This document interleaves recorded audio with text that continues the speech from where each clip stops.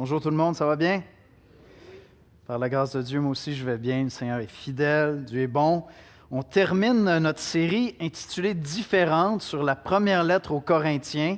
Et puis, quand j'étais en train d'anticiper comme la fin de la lettre, des fois, Paul, il va toujours avec des salutations. Fait que là, je me suis dit, bon, qu'est-ce qu'on va faire avec le dernier chapitre? Est-ce que vraiment il y a du contenu? Et vous allez voir, la parole de Dieu est tellement riche. C'est vraiment un chapitre très, très beau. C'est surprenant, mais ça termine en force de manière incroyable. Et Paul boucle bien le message d'un Corinthien. On a intitulé notre série « Différentes ». Je me répète encore une fois. Pourquoi? Parce que l'Église de Corinthe n'était peut-être pas suffisamment différente de la culture environnante. Nous sommes appelés, comme chrétiens, à être différents. On fait partie du monde, mais on n'est pas du monde. On n'est pas du monde dans le sens qu'on n'est pas du monde. Dans le sens qu'on est appelé à être différents. Et lorsque Paul regarde à l'Église de Corinthe, il dit « Vous êtes doués, vous avez plein de ressources, c'est extraordinaire, tout ce que Dieu vous a donné, et pourtant, vous ressemblez beaucoup trop au monde qui vous entoure. » Et je sais, comme je le disais la semaine dernière, Dieu a parlé à l'Église, à notre Église, à travers cette série-là. Le but, c'était vraiment de se remettre en question. On possède un trésor extraordinaire qui est l'Évangile de Jésus-Christ. Et en Jésus-Christ, on a une voie qui nous est ouverte pour être vraiment différents et apporter de la saveur, apporter de la couleur à ce monde qui manque de saveur. Mais on doit s'examiner à savoir si, au contraire, on n'est pas en train de se fondre tout simplement dans le paysage et ressembler trop au combat de notre culture, de notre époque, au péché de notre culture. Et donc, j'espère que Dieu vous a parlé. Moi, je vous invite peut-être cette semaine, si vous dites, il me semble que Dieu m'a parlé à travers la série, mais je ne saurais plus dire quand. J'avais un dirigeant de louange qui me disait gentiment cette semaine, Yannick, tu sais, la louange, c'est ça qui est merveilleux, c'est qu'on se rappelle des chants dans la semaine, mais pas toujours du message. Et je lui donnais raison. C'est tout à fait vrai. Pendant la semaine, à tout moment dans la semaine, j'ai un chant du dimanche qui me revient drôlement, pas toujours la prédication, n'est-ce pas? C'est entre autres à ça que ça sert la louange. C'est que ça nous ramène dans la pensée de Dieu, ça nous dispose. Moi, ce que je vous encourage à faire, c'est, si vous dites, Dieu m'a parlé, mais c'était quoi donc? Cette semaine, prenez le temps de relire un Corinthien. Prenez 1 heure et lisez tranquillement un Corinthien et terminez avec ce dernier chapitre-là qu'on va voir ensemble ce matin. Vous allez voir, Dieu parle puissamment à travers le feu qui anime l'apôtre Paul, qui est convaincu de la résurrection de Jésus-Christ et du retour de Jésus-Christ.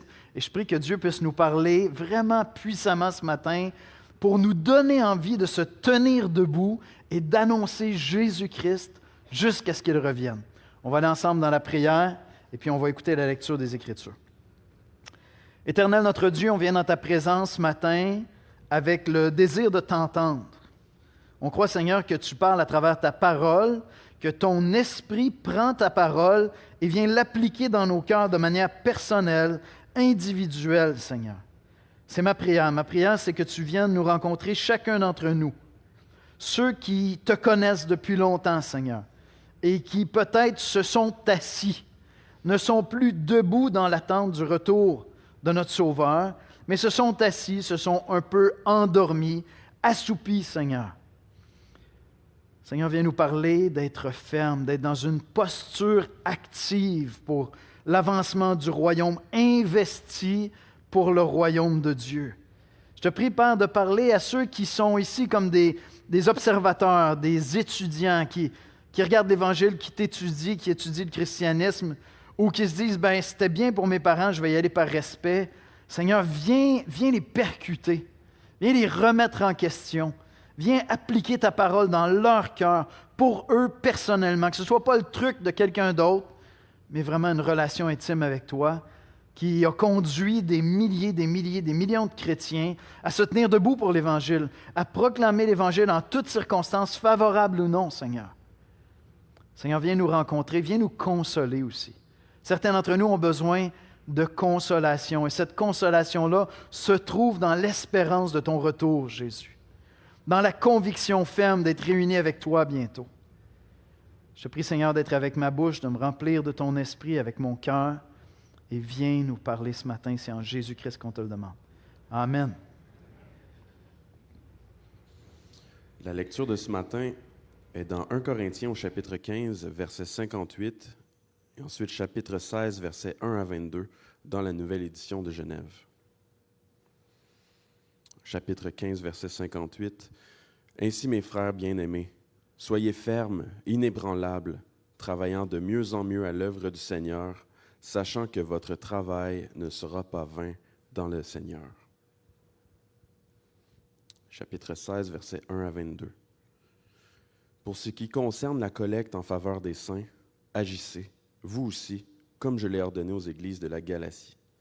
Que chacun de vous, le premier jour de la semaine, mette à part chez lui ce qu'il pourra, selon sa prospérité, afin qu'on n'attende pas mon arrivée pour recueillir les dons. Et quand je serai venu, j'enverrai avec des lettres pour porter vos libéralités à Jérusalem les personnes que vous aurez approuvées. Si la chose mérite que j'y aille moi-même, elles feront le voyage avec moi. J'irai chez vous quand j'aurai traversé la Macédoine, car je traverserai la Macédoine. Peut-être séjournerai-je auprès de vous, ou même y passerai-je l'hiver, afin que vous m'accompagniez là où je me rendrai. Je ne veux pas cette fois vous voir en passant, mais j'espère demeurer quelque temps auprès de vous, si le Seigneur le permet. Je resterai néanmoins à Éphèse jusqu'à la Pentecôte, car une porte grande et d'un accès efficace m'est ouverte, et les adversaires sont nombreux. Si Timothée arrive, faites en sorte qu'il soit sans crainte parmi vous, car il travaille comme moi à l'œuvre du Seigneur. Que personne donc ne le méprise, accompagnez-le en paix, afin qu'il vienne vers moi, car je l'attends avec les frères. Pour ce qui est du frère Apollos, je l'ai beaucoup exhorté à se rendre chez vous avec les frères, mais ce n'était décidément pas sa volonté de le faire maintenant. Il partira quand il en aura l'occasion. Veillez, demeurez fermes dans la foi, soyez des hommes, fortifiez-vous, que tout ce que vous faites se fasse avec amour. Encore une recommandation que je vous adresse, frères. Vous savez que la famille de Stéphanas est les prémices de l'Achaïe et qu'elle s'est dévouée au service des saints. Ayez vous aussi de la déférence pour de tels hommes et pour tous ceux qui travaillent à la même œuvre. Je me réjouis de la présence de Stéphanas, de Fortunatus et d'Achaïcus. Ils ont suppléé en votre absence, car ils ont tranquillisé mon esprit et le vôtre. Sachez donc apprécier de tels hommes. Les églises d'Asie vous saluent. Aquilas et Priscille, avec l'Église qui est dans leur maison, vous saluent beaucoup dans le Seigneur. Tous les frères vous saluent. Saluez-vous les uns les autres par un saint baiser. Je vous salue, moi Paul, de ma propre main. Si quelqu'un n'aime pas le Seigneur, qu'il soit anathème. Maranatha. Merci, Jérémie. Ainsi, mes frères bien-aimés, soyez fermes, inébranlables, travaillant de mieux en mieux à l'œuvre du Seigneur, sachant que votre travail ne sera pas vain dans le Seigneur. Il y a un contexte à ça, le chapitre 15, c'est sur la résurrection de Jésus-Christ. Et tout ce que ça implique pour notre espérance à nous. Paul a pris le temps d'établir que ceux qui doutent de notre propre résurrection à venir remettent en question tout l'Évangile. Si nous ne ressuscitons pas, pourquoi Christ serait-il ressuscité? Si Christ n'est pas ressuscité, pourquoi serions-nous pardonnés? À quel terme, sous quel terme serions-nous pardonnés? Au contraire, Christ est mort, il a été mis en terre, enseveli, ressuscité le troisième jour. Ainsi, Dieu le Père a agréé son sacrifice.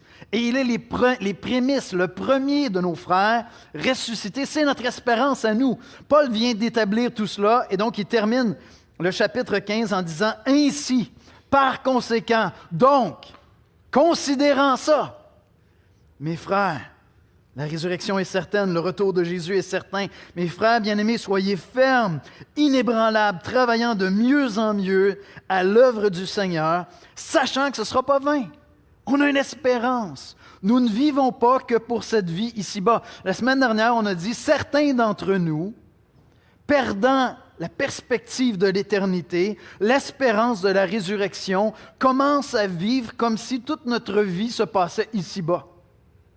Commencent à vivre comme si on ne vivait que quelques années. Ils regardent les années passées puis ils se disent « Mes amis, il ne me reste plus beaucoup de temps, il faut que j'en profite. » Comment il ne te reste plus beaucoup de temps? Moi, il me reste l'éternité. Mon investissement est dans l'éternité. Je ne pense pas à courte vue.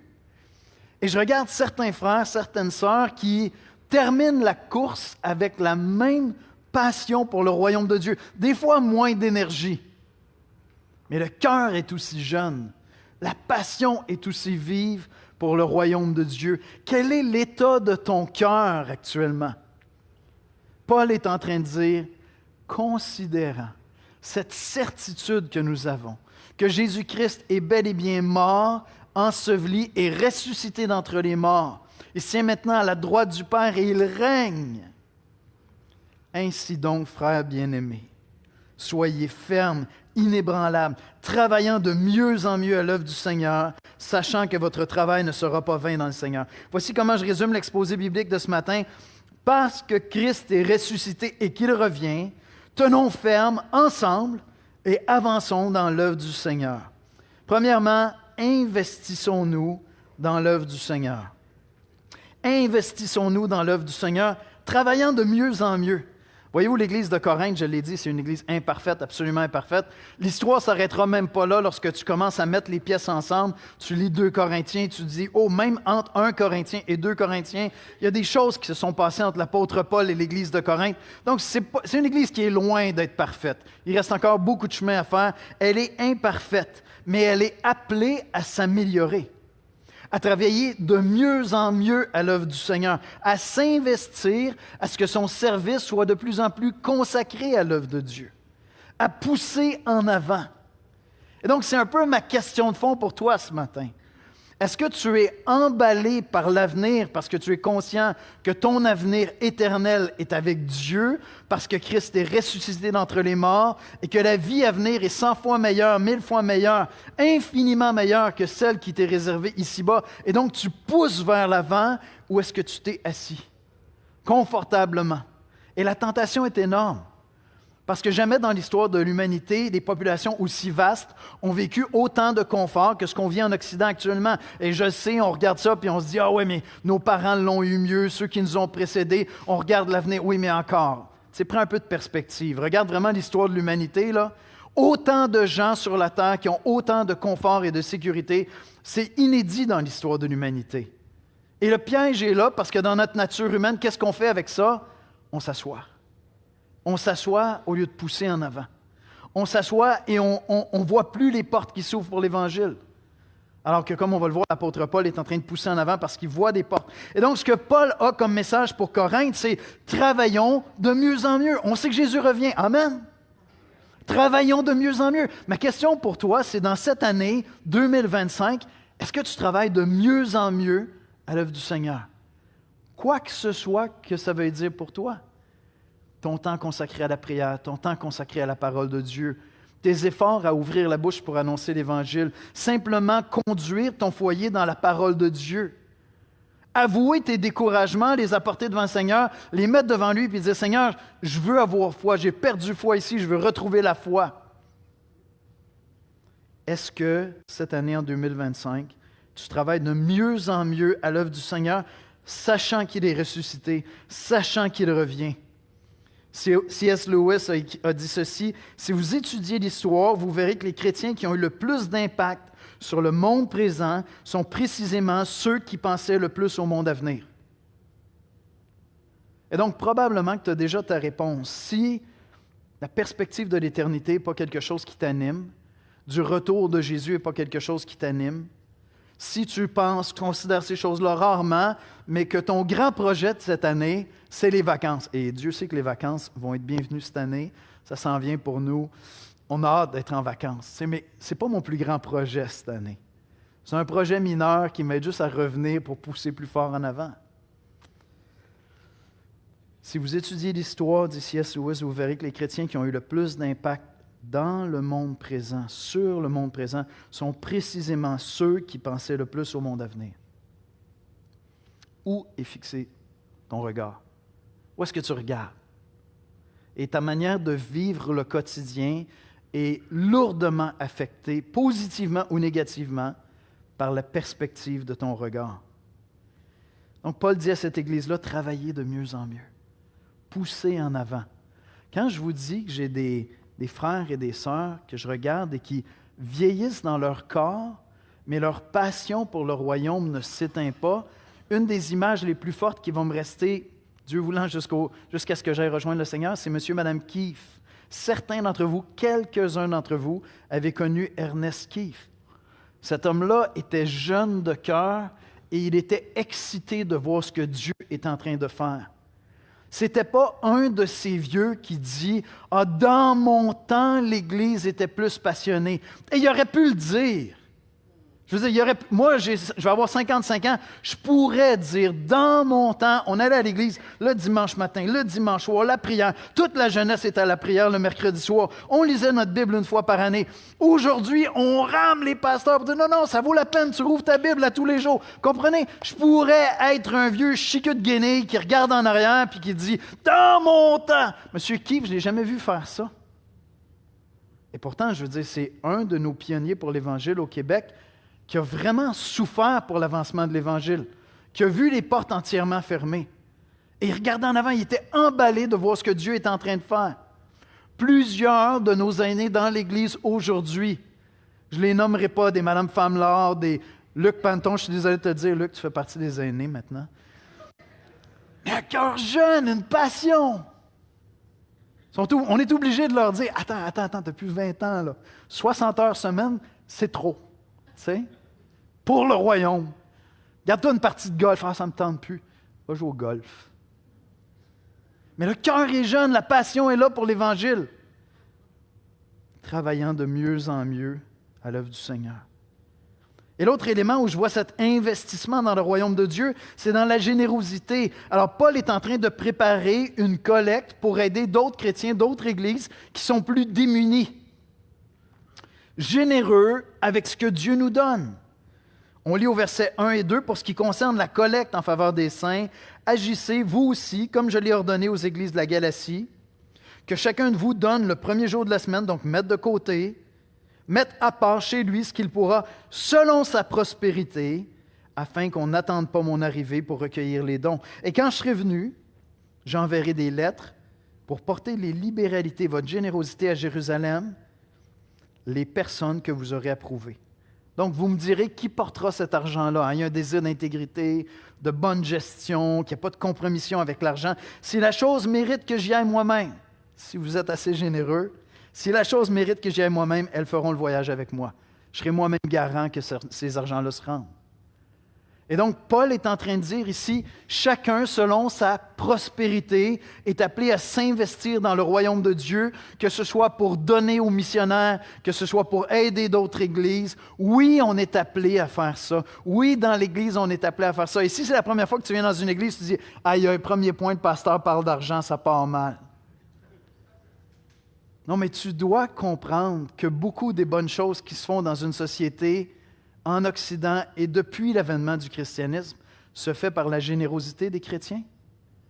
Une des marques constantes de l'Église à travers l'histoire, c'est la générosité, littéralement financière, avec des ressources humaines, en donnant notre temps, en donnant nos énergies, en ayant même un impact à l'extérieur de l'Église. Et donc, pour nous, ça va de soi de considérer la prospérité que Dieu me donne, prospérité financière, prospérité de dons, de compétences, d'aptitudes personnelles, prospérité de temps. Toutes nos ressources, on les considère pour les placer au service de Dieu, parce que nous nous investissons non pas dans le moment présent, mais dans le royaume de Dieu. C'est ça qu'on est en train de faire. Amen. Je pense à Philippe et Myriam qui sont actuellement en France, en train de lever des fonds pour revenir ici. Et ils rament. Philippe m'écrivait et il me disait, mon agence missionnaire me dit, écoute, après la fin de l'année, peut-être qu'on coupe ça là. Le déficit du soutien est trop grand. Il est en France pour demander aux Français de supporter la mission au Québec. Hey, c'est à nous, les Québécois, de se prendre en main. D'être généreux avec ce que Dieu nous a donné. Paul est tellement sage, selon la prospérité que Dieu t'a donnée. Ton 5 piastres à toi, il ne vaut pas le 5 piastres d'un autre.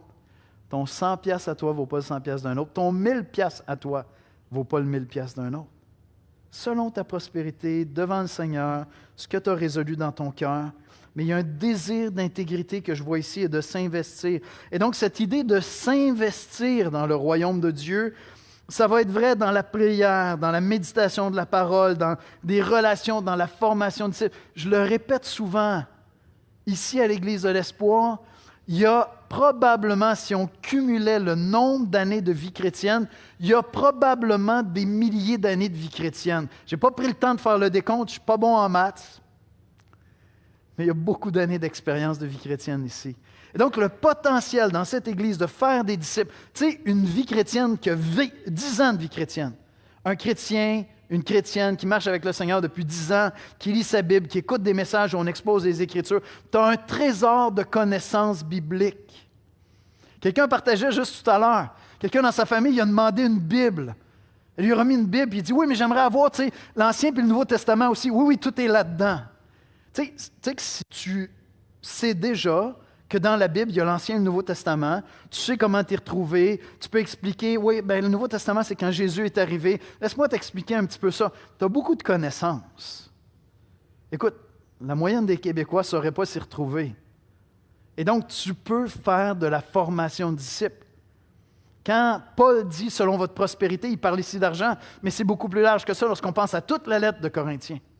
Il parle de leurs dons, de leurs ressources. Il dit « investissez-vous à la hauteur de ce que Dieu vous a donné ». Qu'est-ce que Dieu t'a donné comme expérience de vie chrétienne? Tu peux t'investir dans la formation de disciples. Tu peux t'investir dans ta propre formation pour grandir comme leader, pour devenir un chêne solide. Et Dieu va se servir de toi pour multiplier les disciples. Tu peux t'investir à annoncer la parole de Dieu. Parce que Dieu ouvre des portes, j'y reviens dans un instant. Mais t'investir à annoncer la parole de Dieu. Et oui, tu peux t'investir financièrement, selon ta prospérité. Tiens, j'ai mentionné Luc, pour ne pas le mentionner. Un des grands rêves de Luc Panton, je ne le nommerai pas, un des grands rêves de Luc, c'est de voir l'Église commencer à avoir la maturité qu'on voit en Ontario, dans le reste du Canada, aux États-Unis, où des gens décident de placer l'œuvre de Dieu sur leur testament, la dîme de mon héritage. Tu prépares la famille parce que ça fait des histoires, hein? Et là là. Mais ça, c'est un des rêves de Luc. Moi, j'aimerais ça aider Luc à réaliser ce rêve-là. Évidemment, lui est déjà un exemple, il ne le dirait pas, mais voir l'Église avoir cette maturité-là. Et lorsqu'on parle de l'Église québécoise qui est jeune, mais grandir en maturité, ça va être ça aussi. D'avoir cette perspective-là où je dis, bien, OK, mes enfants sont rendus à peu près établis, je vais leur expliquer que je suis chrétien, puis une de mes plus grandes passions, c'est ça, c'est le royaume de Dieu. En fait, ma plus grande passion. Donc, je prends soin de vous, les enfants, mais je veux encore investir dans le royaume. Pourquoi pas? Pourquoi pas? C'est quelque chose qu'on voit régulièrement dans le milieu anglophone. Je vous dis, très, très, très commun. Premièrement, s'investir. Investissons-nous dans l'œuvre du Seigneur. Deuxièmement, ce que je vois dans cette finale d'un Corinthien, adoptons une posture ferme, active, empreinte d'amour. Adoptons une posture ferme, active, empreinte d'amour. Je l'ai dit, le verset 58, mais c'est parce que ça revient. C'est pour ça que je prends le temps d'aller dans cette perspective-là. Ainsi, mes frères bien-aimés, au verset 58, soyez fermes, inébranlables, travaillant de mieux en mieux à l'œuvre du Seigneur. On l'a dit. Mais regardez, chapitre 16, verset 13. Veillez, demeurez fermes dans la foi, soyez des hommes, dans le sens, soyez matures, ne soyez plus des enfants. Fortifiez-vous. Si vraiment j'ai les yeux fixés sur le retour de Christ, si j'ai la conviction de la résurrection de Jésus, si j'ai la conviction de ma propre résurrection à venir, ma posture va être ferme. Non seulement je m'investis, mais il y a une fermeté dans ma foi qui fait que je connais ma course. Il n'y a pas de place pour la distraction. Les enfantillages sont derrière. Et Dieu sait qu'il y a encore des domaines dans ma vie où parfois j'ai l'impression de me perdre dans des enfantillages. L'apôtre Paul dit non, soyez des hommes, des femmes matures. Le temps est compté. Le retour de Christ est certain. Quelle posture est-ce que tu as dans ta foi? Est-ce que ta foi est chambranlante? Il s'agit qu'il y ait une nouvelle question qui soit soulevée sur YouTube, dans des podcasts, une nouvelle attaque sur la véracité des Écritures, sur la résurrection de Jésus-Christ, tentant d'autres courants, d'autres religions, d'autres pensées. Puis là, tout d'un coup, tu remets tout en question. Ça va. Je le dis souvent. Je le disais plus souvent même avant. Jésus soutient très, très bien l'examen. Donc, si tu es à cet endroit-là où tu as des questionnements sur l'inspiration des Écritures, la résurrection de Jésus-Christ, le fait que Jésus est le seul chemin, ça me convient parfaitement. Tout ce que je te dis, c'est, bien, sois mature à bord de ces questions-là. Règle ça en 2025. Pourquoi pas? C'est des bonnes questions. Je veux dire, on veut des chrétiens qui ont une foi ferme, une foi solide. Il y a de très, très bonnes réponses. Arrête de rester là assis, puis je sais pas. Tu s'en vas de nulle part, copain. Là. Non, il y a des bonnes réponses. Tu peux venir nous voir puis nous dire, écoute, je pense que ça ne tient pas les Écritures, c'est plein d'erreurs. OK, est-ce que tu es prêt à poser la question pour de vrai? C'est juste une question de vie ou de mort. C'est juste une question de vie ou de mort éternelle. C'est juste une question de la plus grande passion de ta vie. Et parce que tu restes là dans une position un peu enfantine où tu dis « Ah, mais j'ai des doutes. » Tu as des doutes, on les attaque. Let's go! On va l'étudier. Il y a des réponses. On va affermir la foi, elle va devenir solide. Même chose si tu es en train de niaiser avec des péchés dans ta vie. Et tu sais, you indulge. Hein, on se repose dans des petits péchés par-ci, par-là, parce que la vie est difficile. Fait que j'ai besoin de garder ces petites idoles-là dans le fond de mon garde-robe. Je les sors une fois par semaine, je vais les flatter un peu, ça me fait du bien. Tu sais, j'ai travaillé fort 6 jours pour le Seigneur, j'ai besoin de me reposer. Je retombe dans des péchés que je traîne depuis des années. Deviens un adulte. Deviens un adulte. Vous savez ce que c'est lorsque tu essayes de perdre du poids? En tout cas, moi, je le sais. Non? C'est beaucoup de travail. Déjà, je vais le dire, c'est beaucoup de travail. Mais avec une journée, tu peux détruire tous tes efforts de la semaine. La grosse bière du vendredi soir, là, je ne suis pas sûr qu'elle t'aide vraiment à perdre ton poids. Mais c'est la même chose avec des péchés qu'on tolère dans nos vies. C'est la même chose. Et beaucoup trop d'entre nous tolérons ce qu'on va qualifier dans notre tête comme des petits péchés mineurs. Ils sont là, ils nous aident à souffrir les autres journées, à se donner à fond. Puis on garde ça. C'est une petite dépendance, elle n'est pas bien maligne, elle a très peu de conséquences. C'est juste qu'elle me prive de la plénitude de l'Esprit Saint. Puis après, lorsque je me tourne vers les Écritures et que je cherche la foi, bien, parce qu'il y a cette négligence-là dans ma vie, écoutez, dans le plan de lecture, on est en train de lire Juge. C'est le livre par excellence. Garde les idoles, sont là, sont juste au fond du garde-robe. Je les sors de temps en temps pour les flatter. Ça me fait du bien, je me repose un petit peu avec mes petites idoles. Mais après, tu vas vers les Écritures et tu cherches la foi, puis tu te dis, mais comment ça se fait que ma foi n'est pas ferme? Tim Keller, je l'ai déjà cité à plusieurs reprises, aimait dire à des jeunes étudiants qui venaient le voir, puis qui disaient, écoute, j'ai plein de doutes sur le christianisme, je ne suis pas certain, j'ai plus de conviction, je ne sais pas, j'ai plein de questionnements. Et il demandait gentiment, après les avoir écoutés longuement, est-ce que tu as un copain, est-ce que tu as une copine? Oui, OK. Est-ce que vous couchez ensemble? Pourquoi tu me parles de ça? Pourquoi tu me parles de ça? Je viens de dire, règle le péché dans ta vie, tu vas voir, la foi va revenir. Mais dans ton quotidien, tu as l'impression que la foi te conduit dans certains péchés pas assez fermes. Et donc, tu ne peux pas avoir la foi pour ouvrir la bouche et annoncer l'Évangile si tu as ta petite idole dans le fond du garde-robe que tu sors une fois par semaine pour la flatter. Dieu devient faible à tes yeux. Dieu est incomplet à tes yeux. Tu n'es pas capable d'avoir un Dieu immense parce que tu gardes une petite idole dans le fond de ton garde-robe. Deviens un adulte dans la foi. Soyez des hommes, soyez des femmes matures, fermes, inébranlables. Pourquoi? Parce que Jésus revient bientôt. Pas par légalisme, pas parce que le christianisme c'est exigeant, non, parce que l'exaltation du christianisme, de la plénitude de l'esprit n'est pas disponible si je me permets de garder ces petites idoles-là dans ma vie. La plénitude de l'esprit n'est pas possible lorsque je retourne constamment à mes doutes, à mes petits péchés que j'entretiens. C'est pas possible. À quelque part, j'attriste l'esprit, mon âme à moi est attristée. Et il n'y a pas cette puissance-là qui est là. Soyez fermes, inébranlables. Tim Keller dit, tout le monde finira oublié. Rien de ce que nous faisons n'aura de poids. Et toutes nos bonnes entreprises finiront par disparaître. Sauf s'il y a un Dieu.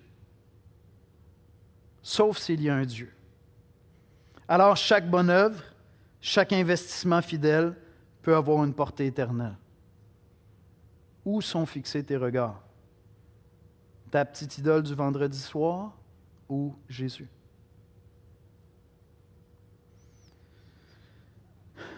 Adoptons une posture ferme en honorant ceux qui œuvrent. C'est fascinant, on est dans le dernier chapitre, puis là, Paul est en train de saluer des gens, tout ça. Mais en les saluant, portez attention, il va les honorer, il va les élever comme des modèles, des gens à qui regarder. Regardez les versets 10 et 11. « Si Timothée arrive, faites en sorte qu'il soit sans crainte parmi vous, car il travaille comme moi à l'œuvre du Seigneur. Que personne donc ne le méprise, accompagnez-le en paix, afin qu'il vienne vers moi, car je l'attends avec les frères. » Regardez les versets 15 et 16. « Encore une recommandation que je vous adresse, frères. Vous savez que la famille de Stéphanas est les prémices de l'Achaïe, les premiers convertis en Achaïe, et qu'elle s'est dévouée au service des saints. Ayez-vous aussi de la déférence, du respect pour de tels hommes et pour tous ceux qui travaillent à la même œuvre. » Qui sont tes modèles qui t'inspirent dans la foi? Si ta vie chrétienne manque de passion, il y a fort à parier que tu n'as pas de modèle de foi sur terre, hommes et femmes matures qui t'inspirent, ou peut-être maintenant qui ont été promus dans la gloire, mais qui t'inspirent à poursuivre le bon combat. Je reste souvent à l'Église, j'ai le privilège de ne pas avoir implanté cette Église. C'est Élisée et Marlène Beau avec un petit groupe de chrétiens qui ont implanté cette Église. Pour moi, à ce jour, ils sont une inspiration. Ma prière, c'est de terminer le bon combat avec cette même passion pour le royaume de Dieu. Paul élève ici des frères et sœurs. Vous en avez dans l'Église, les amis. Vous avez des gens qui sont fidèles depuis des décennies, qui marchent fidèlement avec Dieu. Est-ce que vous les regardez comme des exemples? Bien, cherchez à les honorer, parce qu'en les honorant dans votre cœur, vous-même, vous allez être fortifiés. Vous-même, vous allez être portés à les imiter. À qui regardes-tu pour être inspiré à pousser en avant? Verset 17-18, « Je me réjouis de la présence de Stéphanas, de Fortunatus et d'Achaïcus. Ils ont suppléé à votre absence, car ils ont travaillé, ils ont tranquillisé mon esprit et le vôtre. Sachez donc apprécier de tels hommes. » Écoutez, il revient à plusieurs reprises dans le dernier chapitre. Honorer, apprécier, user de déférence. Pourquoi est-ce que Paul est en train de dire ça? C'est parce qu'on avance dans la vie chrétienne en regardant des modèles. Encore une fois, dans le plan de lecture, on est dans Juge, et au chapitre 3 de Juge, l'auteur va dire, chaque fois que Dieu met en place un juge qui vient diriger le peuple revient à Dieu. Chaque fois qu'il meurt, le peuple s'éloigne de Dieu. Dieu nous a créés ainsi. Nous regardons à des modèles. Donc, ma question pour toi, très concrète, tout de suite, réponds dans ta tête, s'il te plaît. Qui sont tes modèles de foi actuellement auxquels tu penses régulièrement? Réponds à ça maintenant, dans ta tête.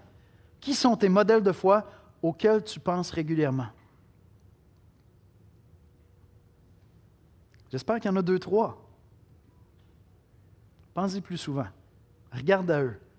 S'ils sont, s'ils sont encore avec nous, va prendre un café avec eux. Dis-leur, tu es un modèle pour moi. Ça va être juste la bonne pression pour qu'ils disent, « OK, je vais bien finir la course. » Mais de cette relation-là, de cet échange-là, tu vas être édifié à poursuivre, à persévérer. Adoptons une posture ferme, active, empreinte d'amour, ferme et inébranlable, honorant ceux qui œuvrent, saisissant toutes les portes qui s'ouvrent. Regardez ce que Paul dit au verset 8-9. « Je resterai néanmoins à Éphèse jusqu'à la Pentecôte, car une porte grande et d'un accès efficace m'est ouverte, et les adversaires sont nombreux. » Cette phrase-là est extraordinaire. Car une porte grande et efficace m'est ouverte, et les adversaires sont nombreux. Hey, j'aime tellement ça. Il n'y a pas de facilité ici, mais il y a une opportunité. Et donc, cette posture ferme, cette posture sobre, mature, où on s'investit dans le royaume de Dieu, nous amène à voir les portes qui s'ouvrent. Et vous savez quoi? Il y a des portes qui s'ouvrent actuellement au Québec. Ça va faire 30 ans que je suis dans le ministère. Ça fait 30 ans que je n'ai pas vu autant de portes s'ouvrir pour l'Évangile. Moi, je ne l'ai pas vu depuis 30 ans. Et plusieurs pasteurs le voient, le reconnaissent. Pensez juste à l'espoir, la relation privilégiée qu'on a avec des instances importantes dans la ville de Longueuil qui nous amènent des gens qui disent « je crois, puis j'ai besoin d'aide ». Littéralement, des policiers qui nous amènent des gens parce qu'ils sont croyants et ils ont besoin d'une communauté à quelque part pour s'insérer dans la société plus positivement, je vais le dire comme ça. C'est génial! Je veux dire, il y a 15 ans, je n'aurais même pas pu imaginer ça. On est au cégep avec un groupe qui étudie les Écritures. Moi, je prie pour que le cégep au complet sache qu'il y a des chrétiens qui étudient la Bible chaque semaine. C'est incroyable. Il y a des gens qui viennent dans les églises le dimanche matin, qui ne sont jamais allés à l'église, comme ça fait des décennies qu'on ne l'a pas vu. Les églises évangéliques au Québec étaient plutôt pleines à Pâques, et pas seulement de gens qui viennent d'un contexte chrétien, non, des gens qui sont curieux. Maintenant, regardez la cohorte de missionnaires qu'on appelle des immigrants chrétiens que Dieu nous envoie de partout sur la terre. Vous êtes nombreux ici, vous êtes des missionnaires. Dieu vous a envoyé au Québec, oui, pour faire prospérer votre famille, oui, pour avoir un contexte économique plus favorable, oui, pour avoir de la sécurité, oui, pour toutes sortes de raisons. Puis finalement, ce n'est pas si extraordinaire que ça, n'est-ce pas? C'est pas mal difficile de s'établir au Québec. Et que j'ai compassion. Je comprends de mieux en mieux vos histoires. La bonne nouvelle, c'est que la meilleure chose que vous pouvez apporter au Québec, vous pouvez encore le faire. C'est l'Évangile. C'est l'Évangile. Vous êtes des missionnaires, les amis, que Dieu a envoyés au Québec pour atteindre les Québécois et on a des portes grandes et très belles. Dernier élément que je veux souligner dans ce point-là, faites tout par amour. Faites tout par amour. Quelques versets rapidement, verset 14. Que tout ce que vous faites se fasse par amour, se fasse avec amour. Verset 20, tous les frères vous saluent. C'est touchant à la fin, même il parle des frères qui sont dans l'église d'Aquilas et de Priscille, puis il dit, vous salue beaucoup. Parce que cet amour fraternel qui est là partout. Au verset 24, « Mon amour est avec vous tous en Jésus-Christ. » Et pourquoi est-ce que je tenais à le souligner? C'est parce que nous savons pourquoi nous faisons tout ce que nous faisons. Quelqu'un qui est à l'extérieur va dire, « Hey, ils font du prosélytisme, ils essaient de faire des disciples, ils sont comme, c'est quoi cette affaire-là? » Mais on le sait pourquoi on le fait. C'est parce qu'on aime Dieu, parce que Dieu nous aime. On aime Dieu parce qu'il nous a aimés. C'est parce qu'on aime les gens. On ne court pas après l'argent du monde. On ne veut pas grossir notre secte. On ne cherche pas à contrôler les vies des gens. Il n'y a rien de ça. Je comprends que les gens peuvent mal comprendre. Mais nous savons que tout ce que nous faisons, c'est par amour. On est de passage. On n'est pas en train de construire un brand. Yannick est un pasteur qui va aller rejoindre le Seigneur bientôt si Jésus ne revient pas. Un autre va prendre la place, un autre collège d'anciens. On va implanter des églises ailleurs. On envoie des ouvriers. On envoie des missionnaires. Pourquoi on fait tout ça? It's not about us. Ça nous concerne. C'est pas nous, c'est pas mon nom, c'est pas moi. C'est par amour pour Dieu parce que Dieu nous a aimés. C'est par amour pour les hommes. Amen. Et donc, pourquoi serions-nous gênés? Pourquoi est-ce qu'on aurait de la retenue d'annoncer l'Évangile? Oui, ça sera mal compris. Oui, il y aura beaucoup d'adversaires. Oui. Et puis après, il va y avoir des portes grandes. Nous connaissons les motifs de nos cœurs. Et si on persévère, Dieu va percer des cœurs. Dieu va ouvrir des cœurs à l'Évangile. Et je termine avec le dernier élément de ce chapitre qui est tout simplement extraordinaire. Alors, premièrement, investissons-nous dans l'œuvre du Seigneur. Deuxièmement, adoptons une posture ferme, active, empreinte d'amour. Troisièmement, Jésus-Christ, le ressuscité, revient bientôt. Quelle finale puissante dans la lettre. C'est tellement fort ce que Paul écrit. Regardez les versets 19 à 22, je vous les lis. Les églises d'Asie vous saluent. Aquilas et Priscille, avec l'église qui est dans leur maison, vous saluent beaucoup dans le Seigneur. Tous les frères vous saluent. Saluez-vous les uns les autres d'un saint baiser. Puis là, Paul prend le temps de dire, OK, je reprends la plume, je vous écris. Donc, possiblement que c'était un de ses acolytes qui écrivait à ce moment-là, peut-être. Je vous salue, moi, Paul, de ma propre main. Si quelqu'un n'aime pas le Seigneur, qu'il soit anathème, qu'il soit maudit. Si quelqu'un n'aime pas Jésus, qu'il soit maudit de Dieu. Quel final! Qu'il soit anathème, Maranatha. Viens, Seigneur. Viens, Seigneur. C'est ça, Maranatha. Viens, Seigneur. Que la grâce du Seigneur Jésus soit avec vous. Mon amour est avec vous tous en Jésus-Christ. Paul connaît l'état de cette Église. Il sait combien cette Église, à bien des égards, est décevante. Et pourtant, il termine sa lettre avec une passion incroyable. Il dit, les amis, Jésus est vraiment ressuscité. Ce n'est pas du baratinage qu'on vous a annoncé. Nos vies sont sur la table pour ce message-là. J'ai vu Jésus, il m'est apparu. Les apôtres l'ont vu. 500 frères l'ont vu. Ça veut dire encore plus de personnes. Vous comprenez, c'est énorme, les gens qui l'ont vu. Il dit, c'est certain, Jésus est ressuscité. Maintenant, regardez l'impact qu'il est en train d'avoir dans le royaume. Regardez l'impact qu'il est en train d'avoir dans l'Empire. Regardez comment l'Évangile avance. Poussons en avant. Poussons encore en avant. Je prends le temps de vous saluer de ma propre main. Je vous aime, les frères. Je vous aime, les sœurs. Et Paul dit que celui qui n'aime pas le Seigneur, qu'il soit maudit. Parce qu'il n'y a pas d'autre chemin, les amis. Vous comprenez cette espèce de timidité que j'ai quand je parle avec un ami qui est d'une autre religion, d'une autre foi, tout ça, puis je me dis, bien, je veux respecter sa foi. Respecte-le autant que tu veux, c'est parfait, parle-lui avec amour. Mais comprends quelque chose, si au jour de sa mort, il n'aime pas Jésus-Christ, il est maudit. Le christianisme est absolument intransigeant. Ce n'est pas parce qu'il y a un manque d'amour, c'est parce qu'il y a tellement d'amour de la part de Dieu qu'il a donné son Fils qui est venu mourir sur la croix pour nos péchés. Si tu méprises ça, je ne veux pas être à ta place quand tu vas te présenter devant Dieu. Si quelqu'un méprisait le sacrifice de mon fils, de ma fille, je vous assure qu'il est mieux de ne pas se présenter devant moi. Mais Dieu le Père a envoyé son Fils, car il a tant aimé le monde qu'il a donné son Fils unique, afin que quiconque croit en lui ne périsse point, mais qu'il ait la vie éternelle. Amen? Si quelqu'un n'aime pas le Seigneur Jésus, qu'il soit maudit. Paul nous ramène à l'essentiel. Je veux annoncer Jésus-Christ parce que moi, je veux que tout le monde aime Jésus.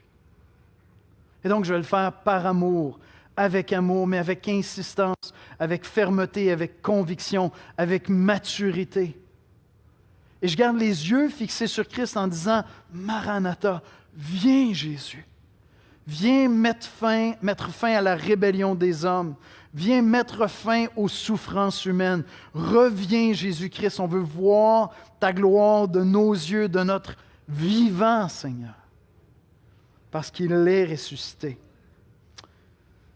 Un homme de Dieu fidèle est allé dans la gloire cette semaine. John MacArthur. John MacArthur, certains auront des désaccords théologiques avec lui. Vous savez que c'est un grand ami du Québec? Peut-être que vous n'êtes pas conscient de ça parce que soit vous êtes nouveau dans la foi, nouveau en relation avec cette Église puis avec notre famille d'Église, mais John MacArthur a été un véritable ami des Québécois, extrêmement généreux envers notre famille d'Église.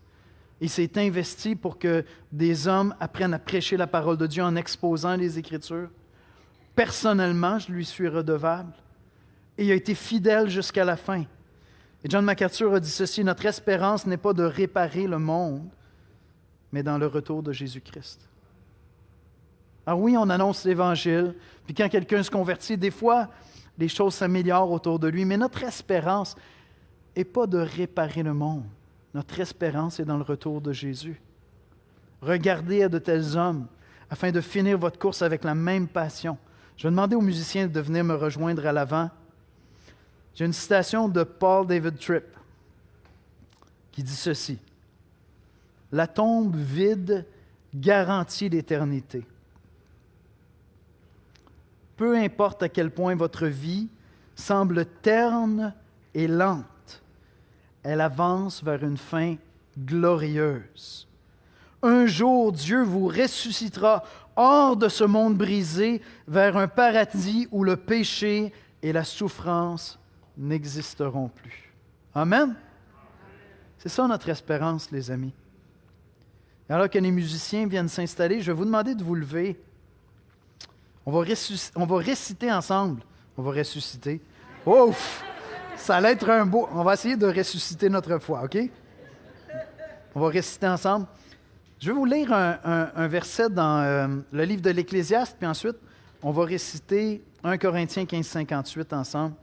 Dans l'Ecclésiaste, on lit ceci dans l'Ancien Testament, au chapitre 1, verset 14. « J'ai vu tout ce qui se fait sous le soleil, et je suis arrivé à la conclusion que tout est dérisoire, autant courir après le vent. » Et l'Ecclésiaste ici exprime cette perspective terrestre.